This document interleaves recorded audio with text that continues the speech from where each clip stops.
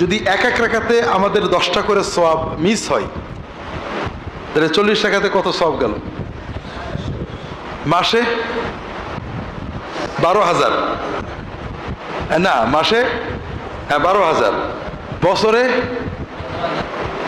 তাহলে জীবনে কত লক্ষ কোটি সওয়াব। সওয়াব মানে ডলার। দুনিয়াতে ডলারের যে দাম, আখেরাতে সেখানে কিন্তু টাকা পয়সা, ডলার, সোনা, দুনা, দিনার, দিরহাম, দিনার থাকবে না। সেখানের টাকার ইউনিটের নাম হলো সওয়াব। আল্লাহ তাআলার সাথে দুনিয়াতে আমাদের যে লেনদেন, এখানেও কিন্তু টাকা হলো সওয়াব। যার সওয়াব যত বেশি হবে তার জীবনে রহমত, বরকত, মাগফিরাত তত বাড়বে। তাহলে মনে করেন প্রতি রাকাতে যদি 10টা করে সওয়াব থেকে বঞ্চিত হই, তাহলে কত গেল? এর পাশাপাশি যদি প্রত্যেক রাকাত নামাজে আমাদের 10টা করে ছোট গুনাহ হয়, মাকরু গুনাহ হয়, তাহলে কত গুনাহ জীবনে আমাদের হবে? আমাদের মুসল্লিদেরও বিষয়টা